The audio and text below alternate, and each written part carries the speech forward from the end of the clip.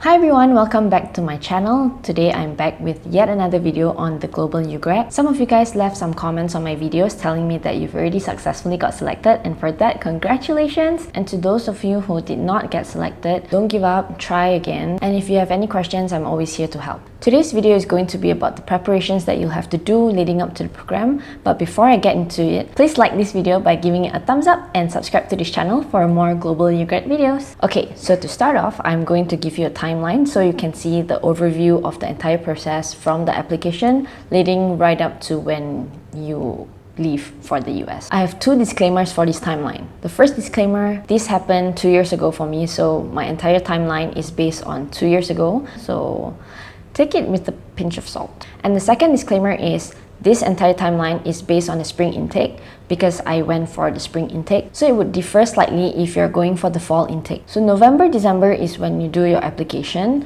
and you submit everything online. Usually the deadline is on 31st December. If you want a full rundown on the application process, I actually made a video, so I will link it up in the cards up here, or you can find it in the description down below. In February, I went for the interview, and in April, I went for my TOEFL test. And then in May is when I get like fully confirmed, like confirmed, like 100% I am a finalist. I'm going to the US. In June, I went for my medical exam. I got my university placement and also started the OPAL course. OPAL stands for Online Professional Academic Learning. This course is conducted by World Learning, and we all had to do it online through the Moodle portal if I'm not mistaken. But I'm not sure if this course is still ongoing. Basically, this is a short course that prepares you for your future career, like resume writing. Honestly, resume writing is the only thing that I can remember. All the students will kind of like comment on each other's resumes and how to improve on it and things like that. So that's kind of what OPAL is about. In July is when I went for my US visa interview. In November is when I got my student ID from the university and also when the course registration opened. And finally, in December, I got my flight details and also a Google Hangout session with the World Learning staff to brief us on what to expect when we go over to the US. Okay, now that I have the timeline out of the way, let's jump right in. First things first, there will be a pre-departure orientation for you to attend. It is organized by either the US Embassy or the organization that handles this program in your own country. In this orientation is where you'll receive your flight tickets, your insurance card printout, and all the other important documents which I actually can't remember right now. And that is where you can ask your local advisor on how to prepare for your trip to the US, like flight, baggage, what to bring, what not to bring, and things like that. Which actually I can be the advisor because that's what I'm going to talk about in this video. So you can consider yourself prepared after you watch this video. The next thing I want to touch on is documents. Important documents that you should always have on you, whether in your backpack or your carry-on luggage. I usually put the important stuff on me, so that'll be in my backpack as you are traveling to the US. The three important documents, aside from money, is your passport, your flight ticket, and also your DS2019 form. The DS2019 form is basically the official form that confirms that you are a visitor. For flight tickets, I usually have it printed out and also on my mobile because if I lost the paper, I always have a digital copy on my phone, which is very convenient. You would also want to carry on you the ASPE card. ASPE is the insurance card that is provided by World Learning, and have it on you in case anything happens and you need to use the insurance. Next would be luggage. So baggage allowance differ from airlines to airlines, so make sure you check the flight that you're going on, what company is it, and what is the baggage allowance. Generally, World Learning or the airline itself provides two big luggage, and for me I had 23 kg each, so that's like 46 kg in total, and that is just nice. And then it depends on where you're going and when you're going. What I had on in my hand carry was my thermals because I was traveling in December, 31st December to be exact, and it was winter in Seattle, so I needed my thermals and my winter jacket with me. So yeah, bring your thermals and a change of clothes. I would bring one set of clothes in case my luggage goes missing or like it transits late. Then at least I wouldn't be stuck with the only clothes that I'm wearing. In Malay, we call that sehelai sepinggang, which means you're down to the last change of clothes that you have, and I do not want that sehelai sepinggangness when I arrive in the US, no. With me, I also have my laptop and all of the chargers like my camera, my phone, and also my laptop chargers. And also I have like a small bag of toiletries because I need to wash my face and also brush my teeth in that 26 hours of travel. That's basically it in my carry-on. Next is on medicines. Medicines are so freaking expensive in the US. so I resorted to bringing my own, and I suggest you do the same. The medicines I brought were just for the basic sicknesses like flu, fever, cough, cold, diarrhea, and even my asthma, because I have asthma, so I needed my inhaler. Oh, and painkillers too, don't forget that.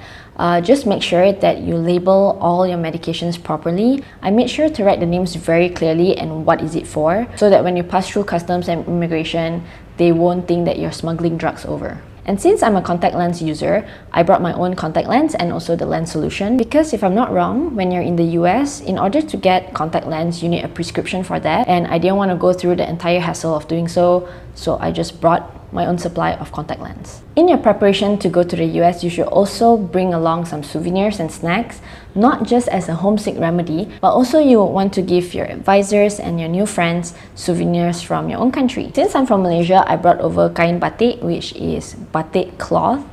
I'm pretty sure I brought something else, but I actually cannot remember, but it doesn't take too much space. I brought like 5 sets of souvenirs. So bring some stuff from home to showcase your own culture and your country. And I must say that bringing some snacks from home really helps with the homesickness there. I wasn't really homesick, but sometimes I just needed some taste of home, and like Maggi Mee and 3-in-1 Milo really helps. And next is our favorite topic of all, money. So in preparation to go to the US, I would suggest to not only have US currency on you, but also have your credit card or your debit card that you have activated for international usage. And that is because although you will be receiving a monthly stipend or allowance, you will only receive your first check on the day of your orientation, which is usually 1 or 2 days after you've arrived, and you would not want to be starving for that 2 days in the cold.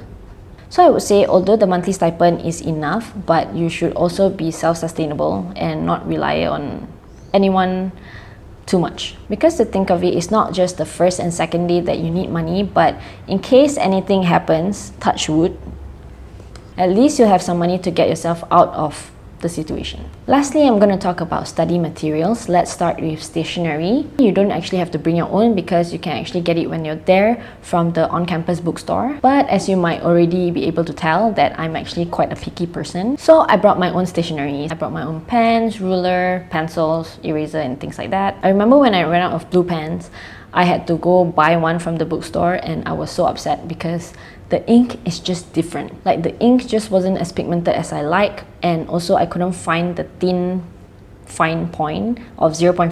I think it was just like 0.7, and I don't like 0.7. I only like 0.5. So thank God my sister came to visit during spring break, and I got her to buy like a whole packet of blue pens for reinforcement. Okay, then let's jump into the textbooks. So World Learning provides book allowances, and that is usually enough to cover your entire semester worth of textbooks. So you can get it from the campus bookstores and also online, and you can get it either new or used, or if you want to buy or rent. So many options. What I did was I just rented all of my books instead of buying them, because renting is generally much cheaper. Plus, I didn't want to go through the hassle of buying the book and then at the end of the quarter I have to resell them. So renting textbooks really helped, because not only is it very cheap, but also after my exams I will just ship it back to the bookstore. Since I only rented my books, I got it online from either Amazon, Barnes & Nobles, and campusbooks.com. And what I really like about renting books online is that I can actually set my return date.